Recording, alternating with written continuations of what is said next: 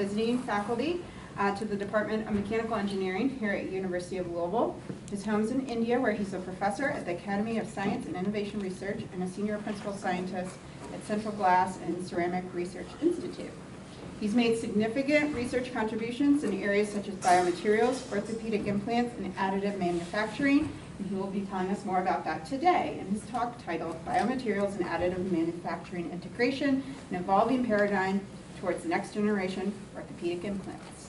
We thank you for being here today. Thank you, Lucy. Good afternoon.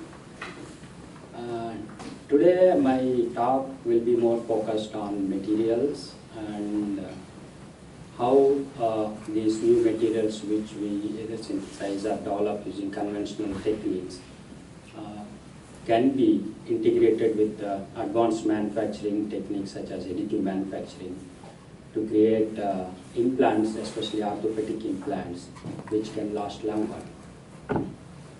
And my talk is essentially divided into two parts. The first part I will talk about our recent findings in developing some stimulus responsive biomaterials for bone replacement, and also how these materials in the second part we can manufacture actual implants which can last longer, integrating new biomaterials into new designs using additive manufacturing. So coming with the first part, I'll talk about stimulus responsive biomaterials and approaches. So essentially, if you look at a natural tissue healing process, whether it is a soft tissue or hard tissue, as I have shown here, whenever there is a defect or trauma, the body responds itself and tries to heal by itself. And depending upon the severity of trauma, the healing process may take days, months, or weeks, depending upon the severity. But how do we know, how do the biological system knows, and which triggers the cells to respond to this trauma and heal the defect? So people have done some research and then found out, if you can see on the left hand side, the wound healing, which is the soft tissue wound, and then researchers examined how the charge across the wound changes as a function of time, the time after wounding. As you can see here, the charge changes depending upon the type of wound. And my focus is on orthopedic implants. I will talk a little bit more on bone remodeling process. As you can see here, on the x-axis we have a strain history, which like normally we can categorize into immobilization, no physical activity, and normal physical activity and overactivity when we do all daily activities. And then on y-axis we have the bone remodeling rate. Above 0, the bone grows, and below 0, the bone loses its mass. So as you can see here, when you have a normal physical activity, the bone remodeling is good. There is no loss of bone. And then when we no physical activity, especially when people grow old, and then our physical activity comes to a significantly low levels. So during that phase, bone loses its mass. That means osteoclast activity will become more than osteoblast activity. That's why bone loses its mass. That's what generally we call it as osteoporosis. So that's why we need to have a physical activity going on to have our bone active, and then bone remodeling is in well-balanced condition. But why physical activity is important? If you look at it, bone has a piezoelectric material. And piezoelectric material, as we know, whenever there is a stress, it generates polarization, or it generates charge. And then, if you look at the actual natural bone piezoelectric coefficient, whenever there is 1 Pascal stress, it produces around 10 to the power of minus 11 microcoulombs per centimeter square. That's the charge. And scientists believe that this is the charge which triggers the cells to do their work. And especially here, osteoblast activity to form a new bone. And if you go in little detail, throughout the body, there are several activities which are triggered by electrical fields or electrical stimuli. And one typical example, a well-known example, is the pacemaker. So which essentially gives electrical pulse, which triggers the heart muscles to function again in rhythm. So essentially, if you look at it, it's overall biological process, or one of the stimuli is the electrical stimuli. With this background, in our group we thought how we can develop a biomaterial which can generate such kind of electrical stimuli non-invasively. So primarily there are several physical stimuli people are working, electrical stimuli, mechanical and light, and which can tailor the cellular activity. So we are working on two different approaches. The first one is biomaterials or the biocomposites, which can generate electrical stimuli non-invasively. And it took almost like more than a year to identify a material which can respond to remote magnetic field of very minute strength that can generate electrical stimuli non-invasively. Assuming that we have an implant placed inside the body and using external permanent magnet, if we can excite that and it can generate polarization or a small electrical stimuli where the implant is placed, and then that can trigger the cellular activities to accelerate the tissue healing process. And we have developed some kind of biocomposites for different applications like bioactive glass, bone cement and polymers. We just started. And today I'll be focusing a little bit more on our results on biocomposites. Another approach which we are simultaneously working is magnetoacoustic approach. So especially if you look at the biomaterials, we replace part of the natural tissue when the defect is more than a critical size. But there are some defects or the trauma, for example, bone fractures, where you don't need any replacement, but we can still use some kind of external stimuli to heal the bone fractures.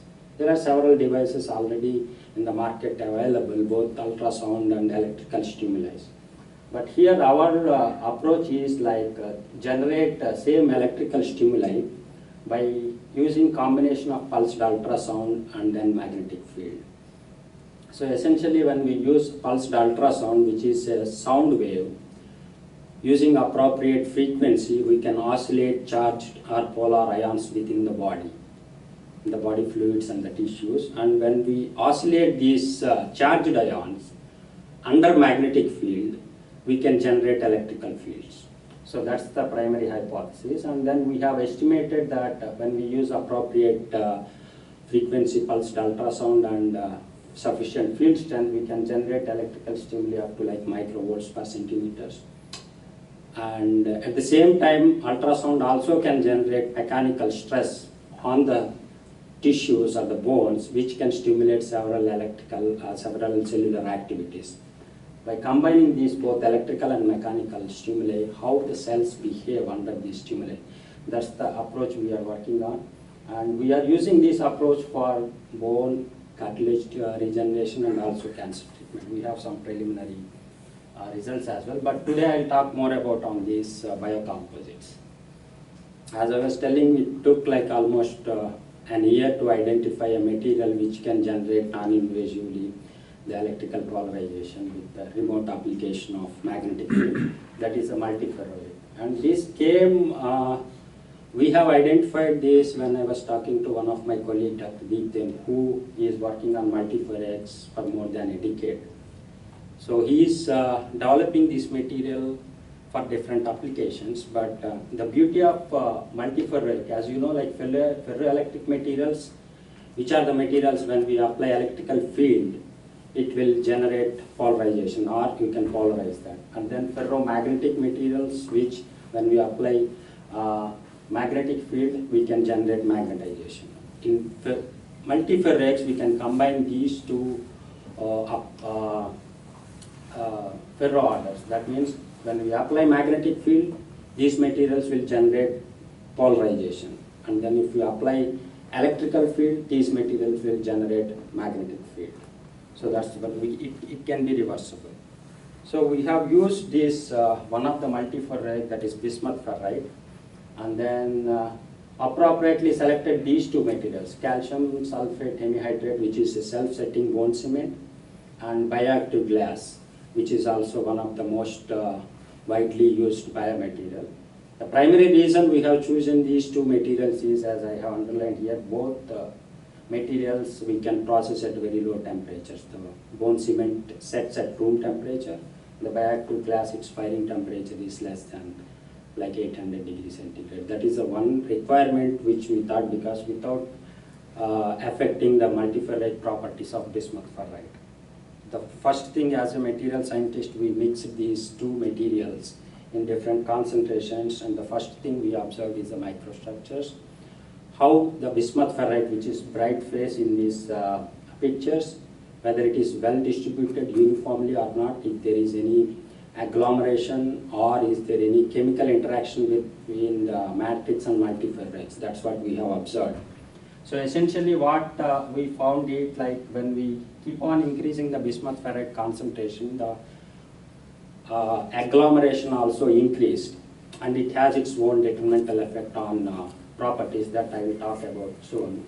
And we also did some chemical analysis across these multiferrite particles to see if there is any chemical reaction between the bismuth ferrite and bioactive glass, and then is there any stoichiometric change. Although I am showing only SCM microstructures, but we also did some XRD to confirm that these materials are intact bismuth ferrite and there is no chemical interaction between the biomaterials.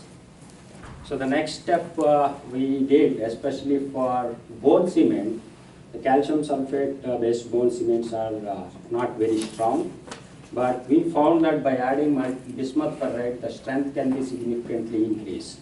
Although similar increase, like some increase in the strength we also observed on bioactive glass composites, but that is not of great importance, but compressive strength of bone cement is significantly increased. But at the same time, although we have shown like some positive improvement in mechanical properties, we also observed some, I would say not detrimental, but there are some measurable changes in the matrix materials. For example, if you look at the bioactive glass, which is essentially amorphous material, and by adding this crystalline bismuth ferrite, like very little amount of glass has been transformed to crystalline phases. So although it is very small, not affecting significantly the biological properties, but the crystallization temperature decreases. That means once we make these composites, we need to process at relatively lower temperatures. And for bone cement, the setting time, this is the material is injectable and self-setting bone cement, which we can make it as a dough and then inject into any bone defect, and then which can fill and then harden there. So it takes like around like 10 minutes to harden at room temperature or within the body temperatures. But although with increasing multiferrite concentration, the setting time increased, but it is still within the acceptable range for most of the bone cements like PMMA and other things. And after doing all this characterization, the next step is to see whether we get any polarization in these materials or not. So that's what we did here, the polarization under different applied voltages. If you look at the first column, as we increase in both materials, as we increase the bismuth ferrite concentration, the remnant polarization also increased. That is intuitive to expect.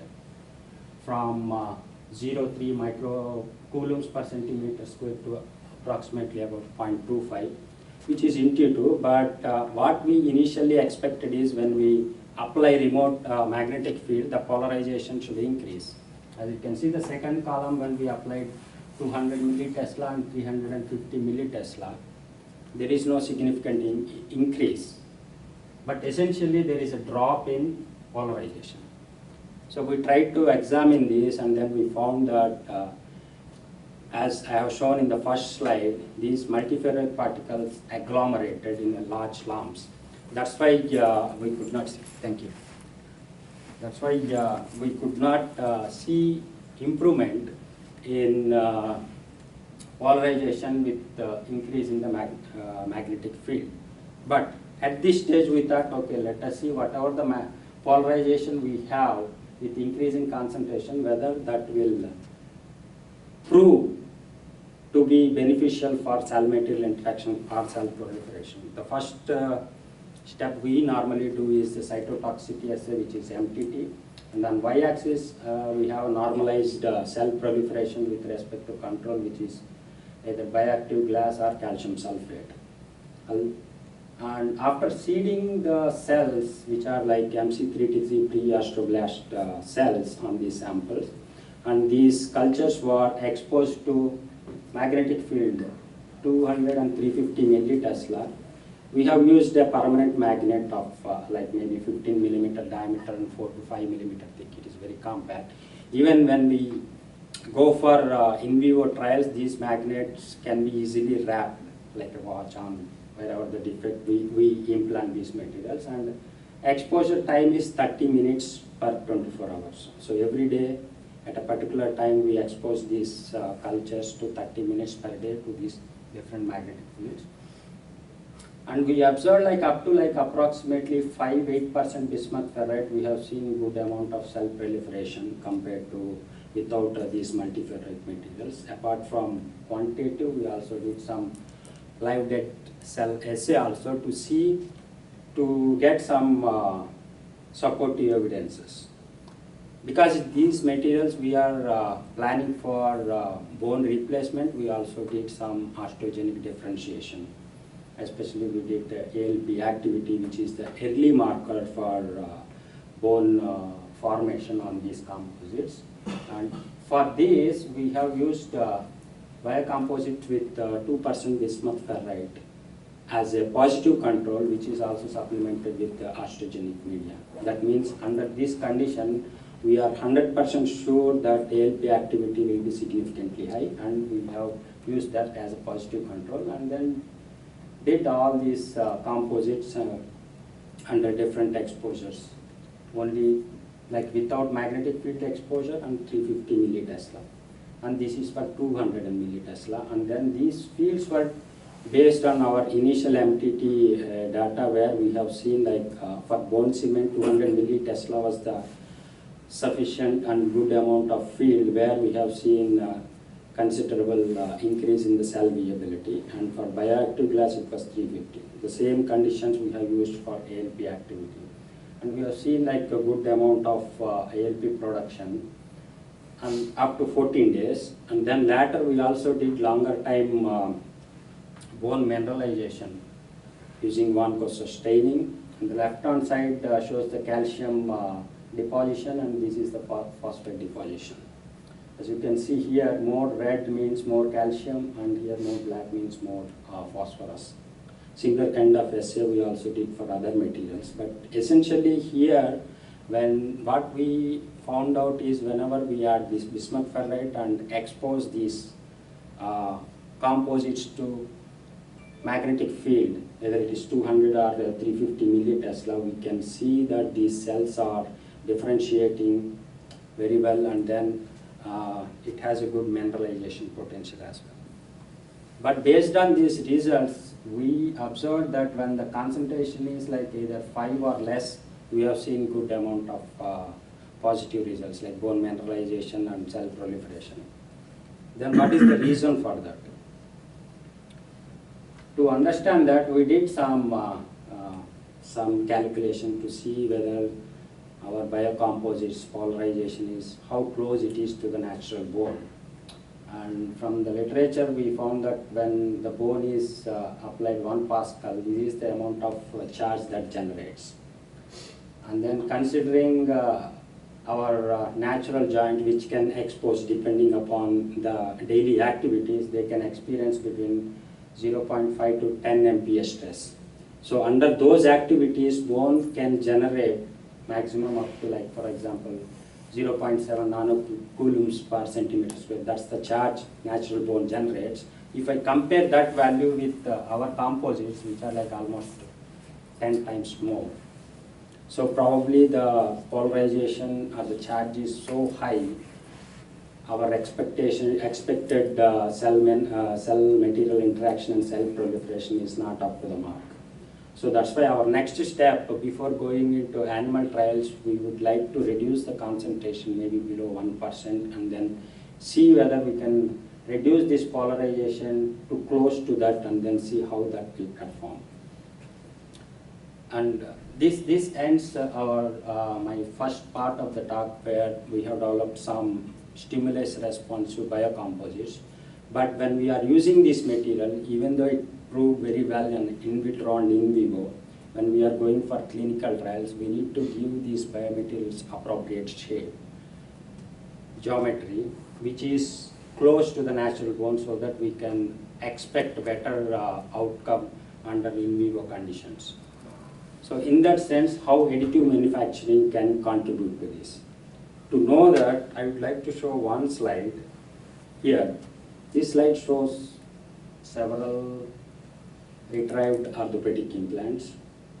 I would not say like all these implants have failed, but all artificial implants has a limited life compared to natural joints, for example, hip or knee or any other joint. Even the implants are functioning well within the body, sometimes they are not up to the mark or they are not delivering the intended function. In those cases, they have to be replaced or they have to be removed. So for example, as you can see here, this is the radiograph of total hip replacement which was dislocated from the acetabulum here. So essentially, this is not the complete failure of the implant, but it is a design failure, that I would say, and there is another reason. The dislocation can happen depending upon the size of the femoral head. If you have a larger head, the range of movement of hip for daily activities will be more. So it depends on the overall size of the femoral head. And also, although the surgeon has decided appropriate size of the femoral head, depending upon patient activity, if the patient is very active, that can lead to impingement and dislocations can happen.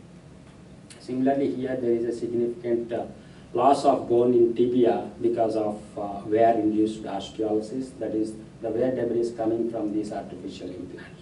And here too, there are the coatings, porous metal coatings and bioactive coatings on metal implants, they delaminated. Essentially, these are processing failures.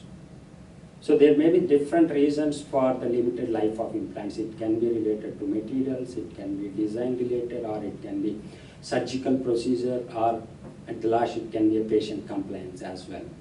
So how additive manufacturing can address some of these, if not all, some of these issues. So that's why I have shown some of them, like how new materials or the novel materials which can induce or which can tailor the cellular activities can be developed. And similarly, the designs, the external shape and internal architecture of artificial implants. As you all know, bone has a complex internal architecture.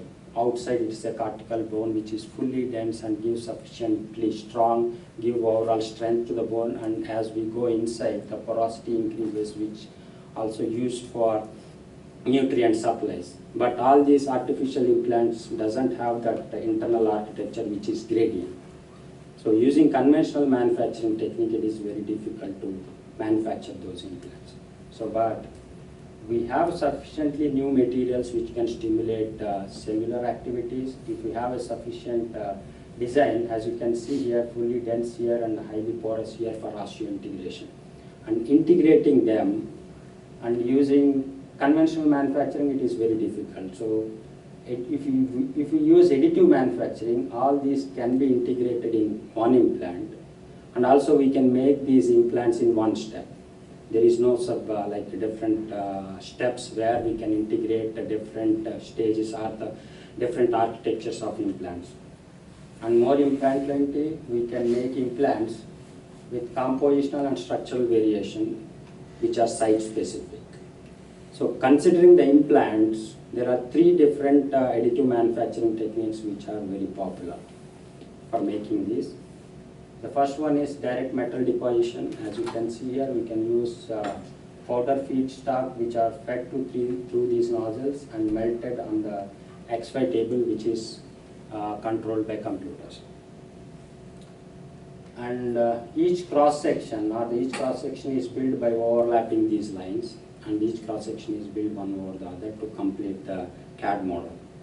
And this is another process where here also we use powder, but instead of blown powder, we have a loose powder bed on which we use high power lasers to melt and create a solid layer, and the process is repeated. Another version of this process, instead of lasers, electron beams are used to melt the powders, which is called electron beam melting.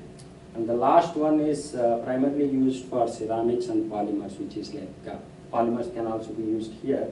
Here mostly people use ceramics, which are inherently very brittle, so that we cannot use high power lasers here to melt and solidify. So here, instead of laser or high power energy, we use aqueous binder to bind the loose powder bed, essentially spread across this.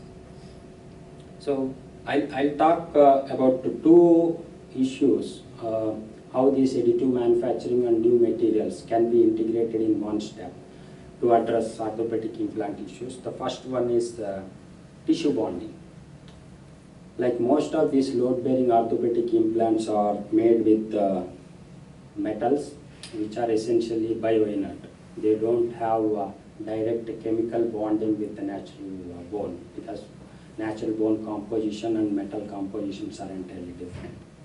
So once natural tissue is replaced with this bioinert material, upon implantation, typically, like often a fibrous tissue forms between the natural bone and the implant, which avoids the direct bonding with the bone and the implant. That essentially increases the healing time, or the healing time to get a good integration between the implant and the natural bone.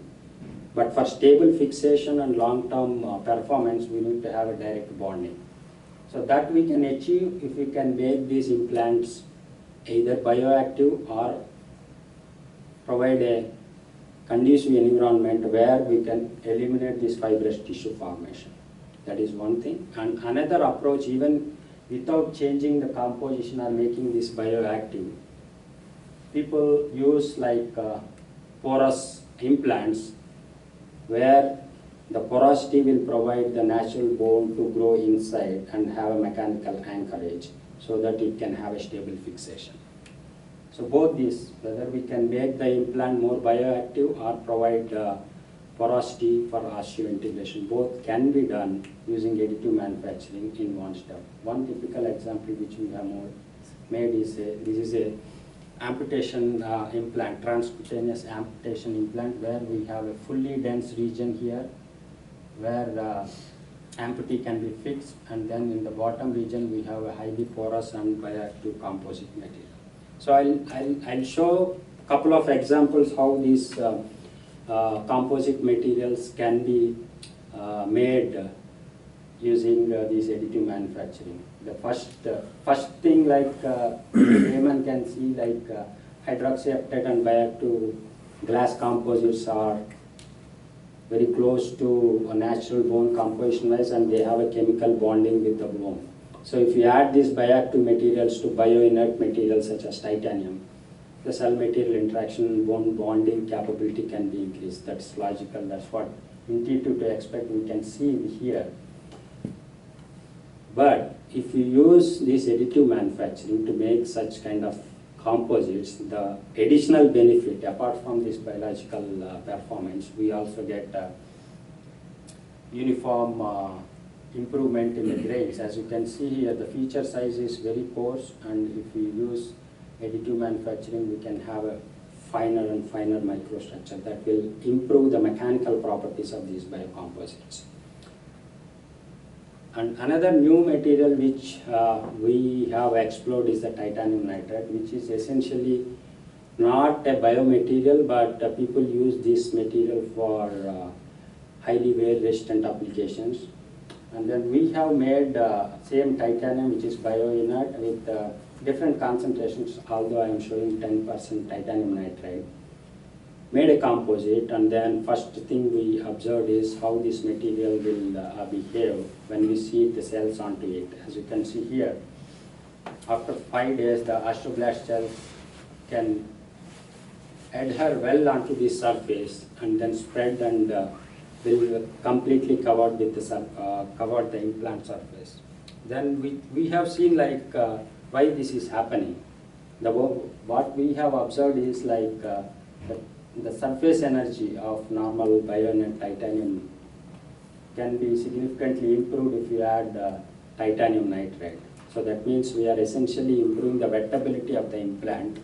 Once it is placed inside the body, the osteoblast cell can easily adhere onto the surface because it is highly wettable and then spread, so that the healing time, the integration time can be significantly reduced. And so far these materials are like, although they chemically interact with the bone, but they don't release any ions into the body. So one of my colleagues who come up with an idea that we use strontium titanate. And strontium-based ions or strontium-based compounds are usually prescribed by the doctors for osteoporosis, which is strontium relnate. So he synthesized strontium titanate, and then we added that to titanium up to like 10-8%, and then manufactured using direct metal deposition, the composite. Compared to normal titanium, you can see like almost double cell proliferation on these strontium titanate composites. But the unique property of this composite is like, as you can see here, from the composite there is a gradual release of strontium ions into the body. So these strontium ions are known for their activity to improve the osteoblastic activity, and they also can restrict the osteoclast activity. Osteoclasts are the cells which eat away the bone, that will lead to bone loss. So by gradual release of strontium ions, we can improve the new bone formation, so that integration can happen faster in these materials. And another material which we could process using additive manufacturing into actual porous implants is the tantalum. So far all biomaterials which are considered to be bioactive are either ceramics or glasses.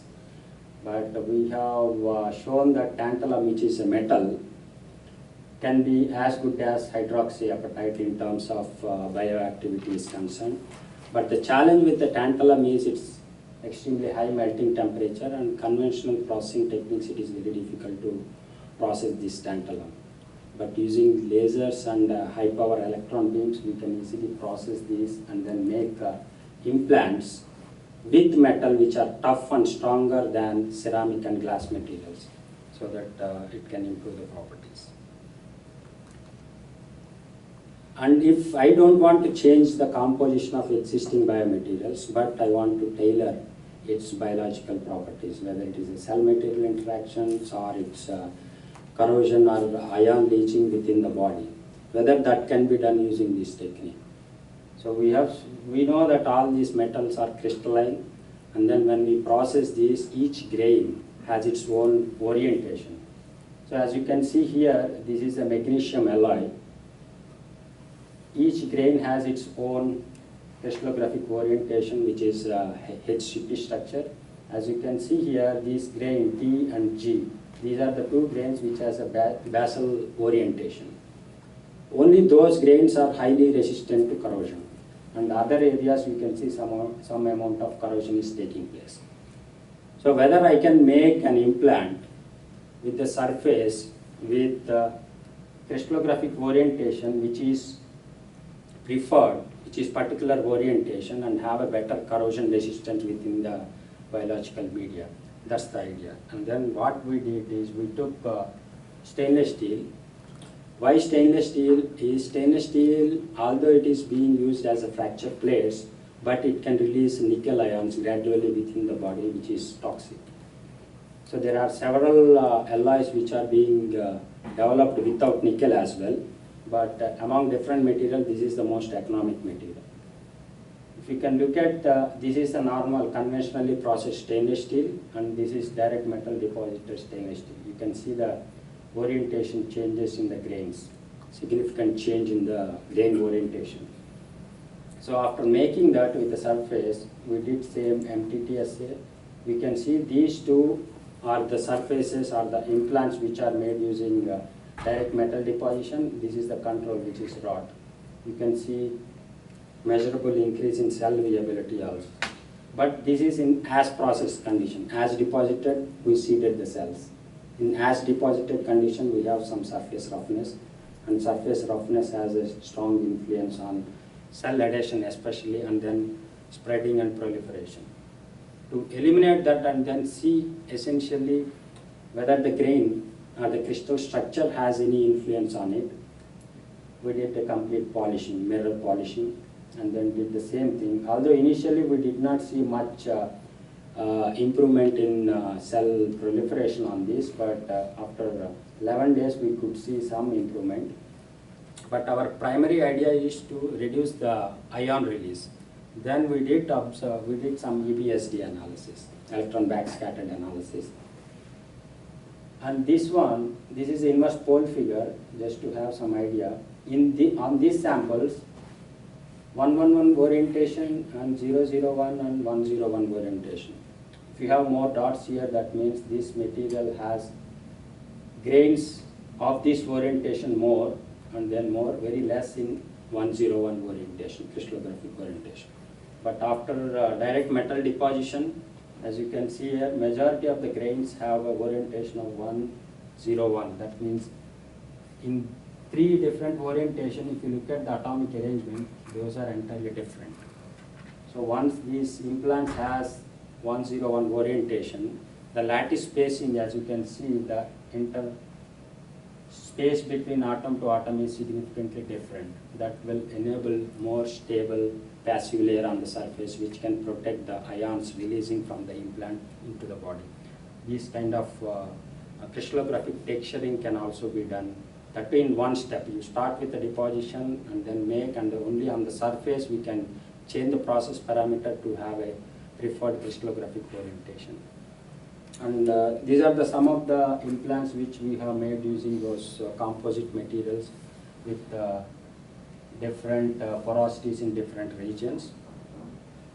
I think I'll spend another five minutes more, and then I'll go. This is another area which we are working to utilize additive manufacturing, is to replace total joint replacement materials. The beauty here is like the natural joints has a cartilage, and which has a different properties from bottom to the top region. As you can see here there is no fluid flow. On the top we have a high fluid flow. Whenever there is a stress, the fluids from the cartilage come out, and then that provide a lubrication. But when these natural joints are replaced with artificial materials, which cannot replicate this kind of lubrication system. So there are several problems, and one of them is wear of these artificial implants that accumulate in the joint capsule and lead to osteolysis. That's what bone loses its mass. To have these like highly lubricious, hard and wear resistance on the top, and then at the bottom tough material, we need to combine different materials. So multi-materials. If you want to combine these multi-materials, we always have a problem with incompatibility. They don't bond very well with each other because of various reasons, CT, coefficient of thermal mismatch, cracking and other things. But additive manufacturing can address this? Yes. For example, I have an alloy here, and then there is another alloy here. Both has its own properties. If I start making from here to here directly, I will have a different brittle phases, which will lead to cracking. But can I take an arbitrary path avoiding this brittle intermediate region? Yes, we can. Whether additive manufacturing, with that, is it possible? Yes, it is possible. That's what we have shown here. We started with the porous titanium here, and as you go here, towards the top surface, we have increased the cobalt chromium concentration, which is wear resistant material without any cracking. And our in vitro wear resistance also significantly high in this gradient structure compared to 100% cobalt chrome. And here we have developed similar kind of gradient structure. On one side we have a porous titanium, on the other side we have zirconium, and on top completely ceramic layer, which we have not deposited, but essentially as we deposit on the top layer, when we come, we change the concentration of oxygen in the environment and then transform this metal into zirconium oxide, which is highly wear resistant. So we can see significant improvement in wear resistance. Similarly, nitrides also have been developed on zirconium. All in one step, there is no different steps. There is a commercial products are also available using conventional manufacturing, which uses thermal nitriding. I'll skip some of these in-situ composites. I'll just share a couple of more slides on in-situ composites. We know that when we make a metal matrix composite, that means if we add hard material into a ductile metal, we can improve the mechanical properties, wear resistance, which can be used for total joint replacement. But if we add directly titanium nitride, ex-situ, and in other case, if you synthesize this same titanium nitride in situ by reacting titanium and boron nitride during processing, the scale of features, as you can see here, this is the total titanium nitride, which is almost like 4 microns in size. But if you look at here, this is in situ synthesized. That means titanium nitride is synthesized during manufacturing of the implant. You will see significantly finer. The result is like, as you can see here, its wear resistance or the wear rate is 10 to the power of minus 4 millimeter cube per Newton meter. This is 10 to the power of minus 6. Significant reduction. That's what we can get. And currently we are going ahead with this material. Apart from cytotoxicity, we also did some tribocorrosion. Although corrosion can influence wear when we are trying, when these artificial implants are placed inside the body, those are exposed to not only mechanical wear, but also the highly aggressive environment of physiological media. So how these two interact, so we try to separate them. And then currently we are running knee joint simulation on these implants to see how the material perform under actual loading conditions. And what I learned at UFL, just I'll share 2 slides and then I can conclude. This is a new process I learned, which is like material extrusion based process, where either metal or ceramic material in the form of filament is extruded through nozzle and then printed according to the design which we want. And these are the typical calcium phosphate composite scaffolds with variation in porosity from inside to outside we could make. And another scaffold which we made is triply periodic minimal scaffolds. Essentially these are the scaffolds which have 3-dimensionally interconnected pores, which will be useful for bone ingrowth. But at the same time, in spite of having high porosity, these are very strong compared to conventionally randomly distributed scaffolds. The same process we have also used to make some spinal implants, and powder bed based system to make low stiffness alloys and patient specific implants as well. And another area with Con Center, I work with natural fiber composites, where I had opportunity to learn a little bit about natural fibers, how we can utilize them to make polymer composites stronger. And this is another continuous fiber reinforced polymer composites, which Dr. Sundar and the Kunal group is working, where the beauty is that this print head, which is being used in FDM printer, has been designed and printed using laser powder bed additive manufacturing. You can see like the fiber continuously going inside and then embedded within the polymer matrix. So at our division back in India, we work on two different areas, like especially for bone replacement materials, load-bearing and non-load-bearing implants in different areas.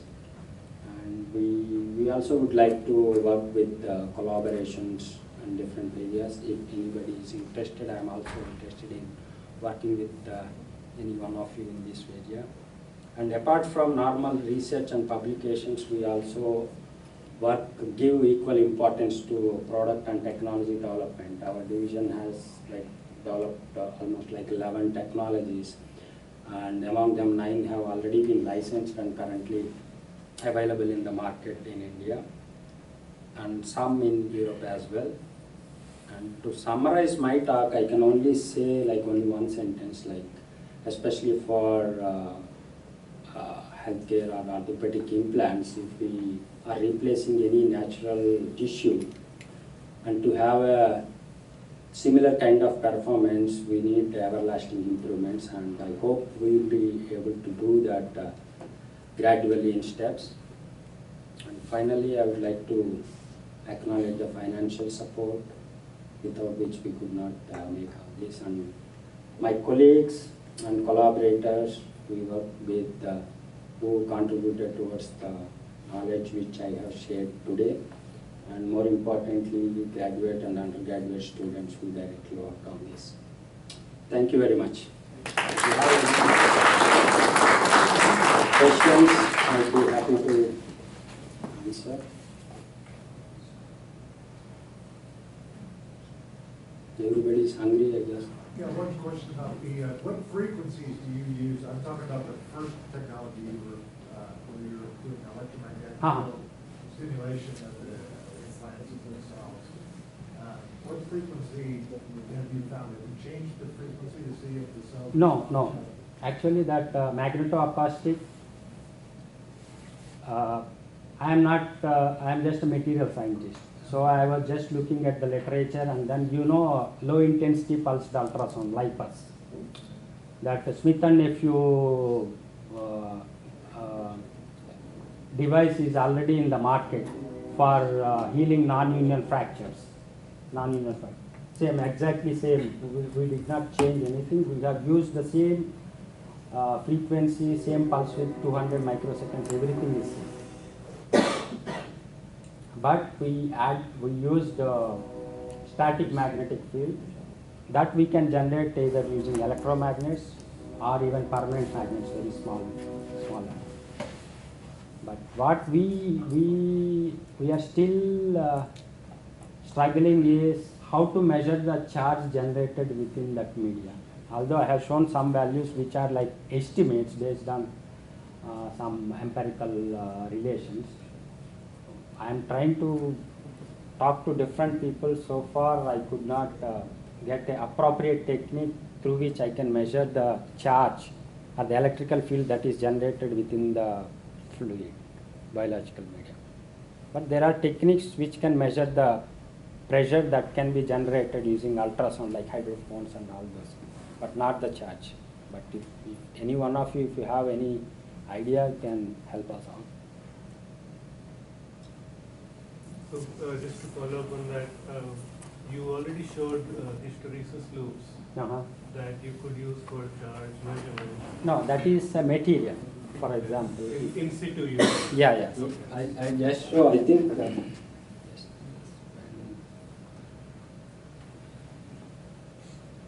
that is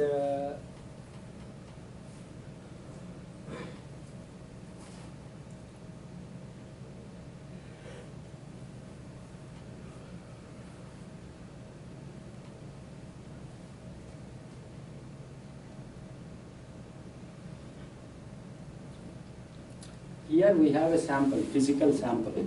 In that we have a multiferrite materials I can make in the form of discs, put electrodes, and then I can generate that hysteresis. But here there is no material essentially.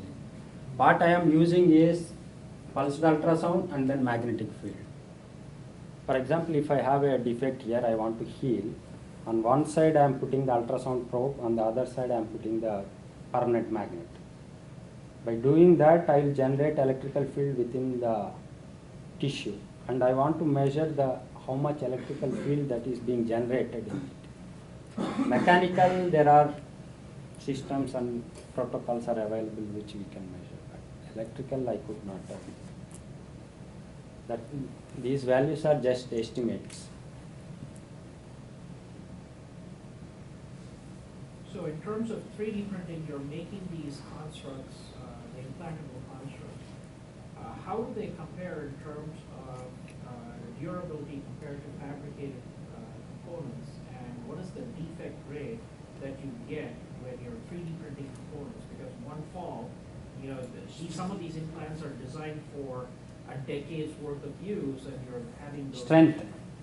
Strength-wise, if you go with metals, either direct metal deposition or powder bed based. Those are fatigue, microstructure, everything wise, they are very strong. As long as we optimize the process and then make it. So even with 3D printing, you get comparable. Yeah, even some places you will also get a better mechanical properties and performance as well. Even although like some additive manufacturing, especially laser powder bed and electron beam, people are using to make not customized or any unique but modular implants, especially the total hip replacement, the established shells and all those things. They are using it. But using standard material like Ti64 and other materials, not new materials.